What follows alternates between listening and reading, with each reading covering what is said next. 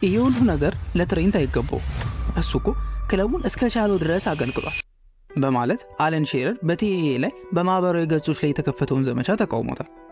አርኖልድ ለመጀመሪያ ጊዜ በሊቨርፑል ደጋፊዎች ዘንድ ያለውን ቦታ ያወቀው በ2017 ከሰዓት ላይ ነበር። ወደ ዋናው ቡድን ሰብሮ የገባ ሰሞን ማለት ነው።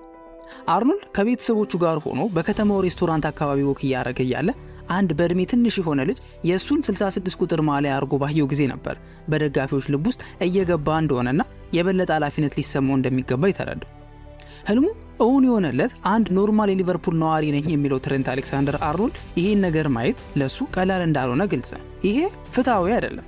ቫንዳይክ ወይም ሳላ ቢሆኑ የለቀቁት የሊቨርፑል ጥፋት ነው ይባል ነበር። ትሬንት ሲያደርገው ግን የሱ ጥፋት ነው ይባላል ሲል በ1999 ሊቨርፑልን ለቆ ሪያል ማድሪድን የተቀላቀለው የቀድሞ ተጫዋች ስቲቭ ማክማናመን ቲኤ እየተበደለ እንደሆነ ተናግሯል። ከኮምፎርት ዞኑ ወጣ ብሎ ሙሉ አቅሙን ማሳየት የፈለገ ይመስለኛል። በቃ እኮ ሊቨርፑል ተወልዶ ያደገ ግን ደግሞ ለስፓኒሽ ፉትቦል በፍቅር የወደቀ ልጅ ነው ሲል ደግሞ ስፔናዊው እውቅ ጋዜጠኛ ጊሊየም ባላጌ ሐሳቡን አጋርቷል። በሌላ ሐሳብ ደግሞ ለ40 ዓመታት የሊቨርፑል ቀንደኛ ደጋፊ ሆኖ የኖረው ማይክል ዊካም ማድሪድ በርህን አንኳኩቶ እምቢ ማለት የማይቻል ነገር መሆኑን እረዳለሁ፣ ነገር ግን ለምን በዚህ ሰዓት ይሄ ዜና እንዲወጣ መረጠ?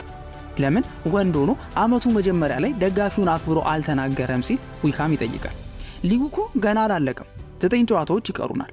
ምንም እንኳን በ12 ነጥብ እየመራን ብንገኝም የቡድን መንፈስ መረበሽ ግን ልክ አይደለም በማለት ዊካም አስተያየቱን ይቋጫል። ሪቻርድ የተባለው ደጋፊ ደግሞ እኔን በጣም ያስቆጨኝ በነፃ መሄዱ ነው።